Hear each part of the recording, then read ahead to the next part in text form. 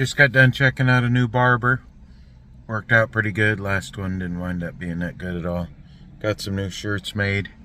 Check out this video. It's going to be a bunch of Squarebody stuff. I got some stuff, content I haven't been able to finish and put together, but here we go.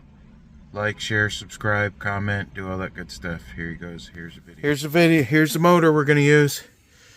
I think we got some visitors in her. Couple friends.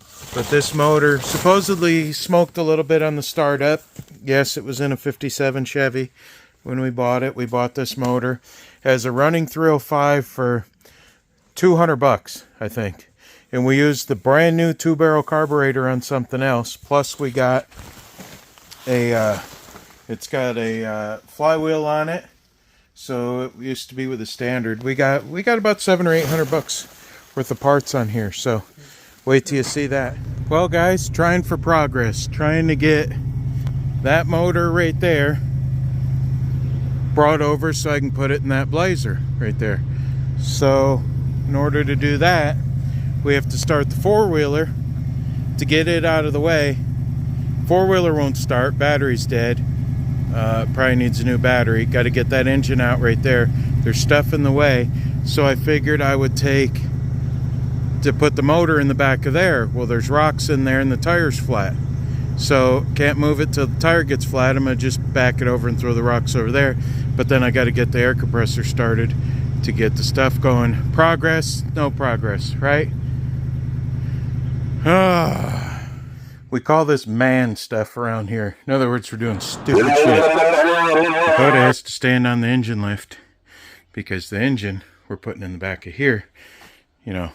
I'm helping. Rotted out. But hey, this is how you get shit done, right? Here we go. Just tooling around the yard. There's a Blazer. There's a Blazer.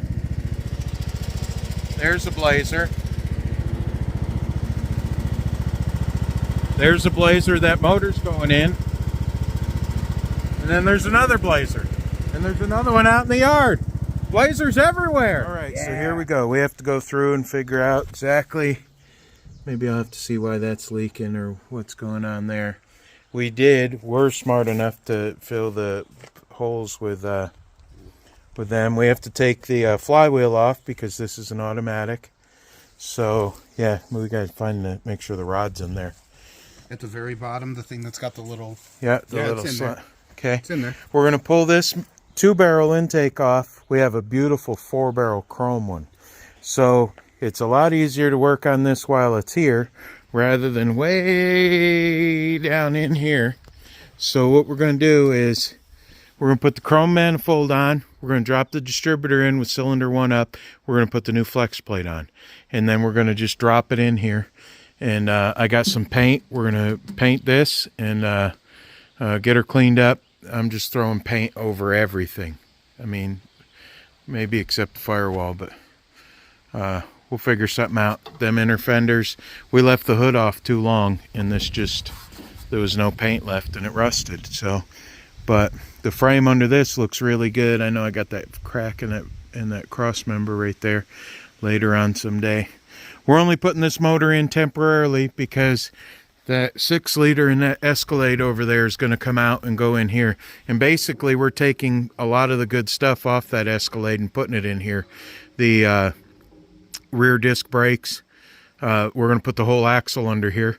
And motor, maybe transmission, and front and passenger seat, and then we got the 3rd rows we're going to put in here.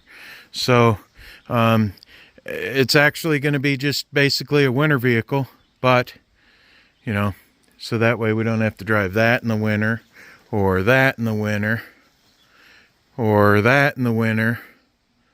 So okay, here we go. Wait a minute, I wasn't recording. Oh, okay, that works. Hey, that works. Whoops. Oops. But this goes down in there, in the head, so we'll have to loosen that up. All right, here we go. We're really taking it off this time. Oh. See, a little crusty. Oh. Not what I expected. Alrighty. She'll smoke a little. Smoked on startup, what I was told. Okay, so what we're going to end up doing here, little delay, but not, much. We're going to clean this with kerosene. She's going to look brand new by the time we're done. So, all right, this is the gasket scraper. That's what that's for. I need a pair of needle nose, because look, big chunk fell down in there. All right. Okay, we're going to clean this up, getting it prepped. Well, let's see here. Yeah, I probably would have known by just pulling the valve cover off, but we're still going to use her. She's still, Still workable. actually smells like gas. And this ain't been running. We've had it for a couple years sitting around. So, yep, kerosene is what we use to clean this up. She'll look like a brand new motor. All the push rods are there. All the rocker arms are still attached. So Nothing looks bent. that means she's a runner. Mm-hmm. Okay, that's it for now. All right, guys, if I wait for everything to be perfect, we're never going to get anything done. It's starting to rain a little bit. See the raindrops, but look at all this rust. I got to get that rust reformer on here to try to stop this from rusting anymore. I'm just going to cover all this. Prepped, not prepped, whatever. Here's the before. Okay, this is what we got. A couple gallons of expensive $9 a gallon kerosene, Gatorade bottle, brush. This is like a parts cleaner brush. See, I won't pull it all the way out. It's a pain to get in. But screwdriver, gasket scraper. We got it all in compressed air, which made a mess, but I covered it with a towel and then blew it all out. And then when most of it was out, I went back through. She's still a little dirty. It ain't going to be the best. I'll probably try to clean it up a little bit more tomorrow morning after it dries. But no more gunk and piled up in there. All the passageways are clear. So we bought a collapsible engine stand from Harbor Freight.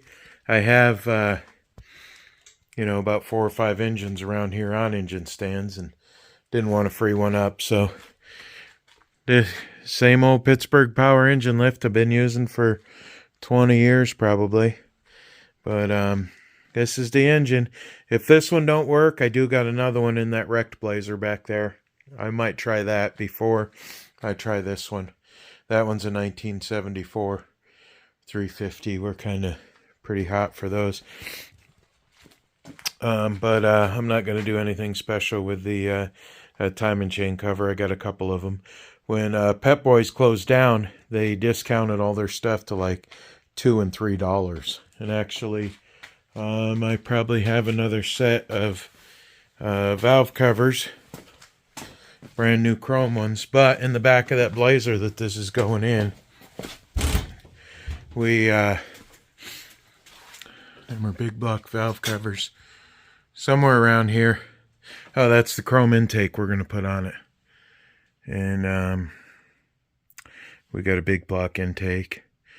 Another intake. We got definitely quite a few intakes around here. That's a high torque mini starter. We had some valve covers somewhere. I don't know where we put them, but I'm just going to probably try to use the old ones that are in the other, in the back of the Blazer that this is actually going into. So, well, that does it for now. I'm going to get cleaned up, go to bed, and then try to get this going.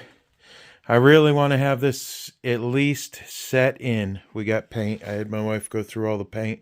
I'm going to have to pick one of them. It's not going to be black.